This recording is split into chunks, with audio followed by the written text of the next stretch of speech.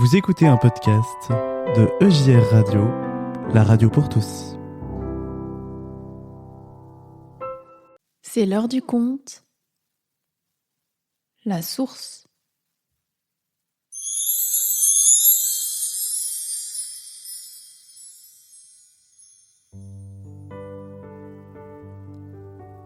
Le soleil brille sur un petit village de Galilée. Dans la famille de Judith, il n'y a plus d'eau pour le déjeuner. La jeune maman est descendue jusqu'au puits pour aller en chercher. Elle remplit sa cruche d'eau claire et fraîche et la pose sur sa tête.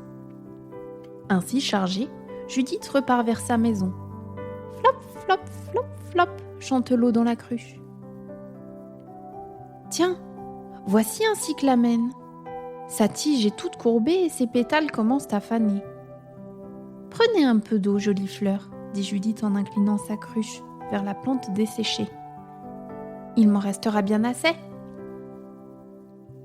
Puis, Judith repart sur le petit sentier. Flop, flop, flop, chante l'eau de la cruche, un peu moins remplie.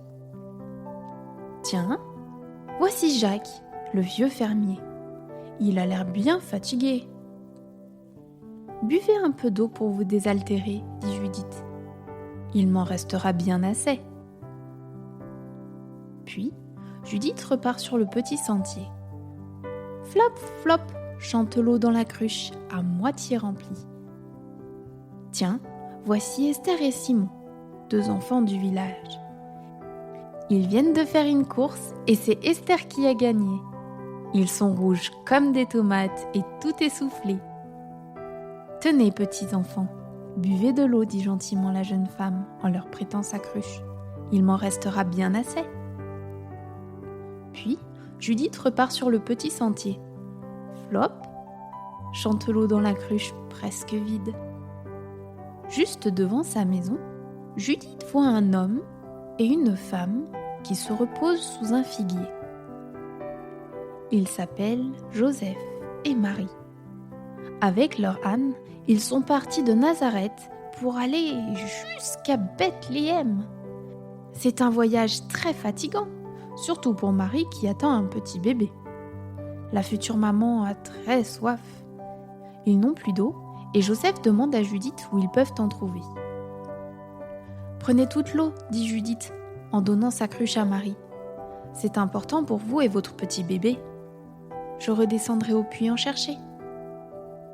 Marie accepte avec reconnaissance, puis, aidée par Joseph, elle remonte sur l'âne et ils reprennent leur route.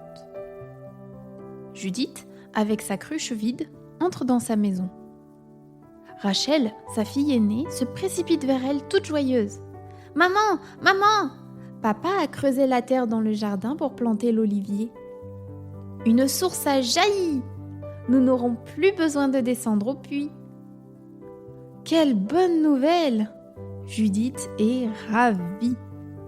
Elle prend la main de sa petite fille et elles vont ensemble dans le jardin. Flop, flop, flop, flop, flop, flop, flop, flop, chante l'eau de la source. Allons prévenir nos voisins, dit Judith à Rachel. Lorsqu'ils auront besoin d'eau, ils pourront venir ici en chercher. Il y en aura toujours assez.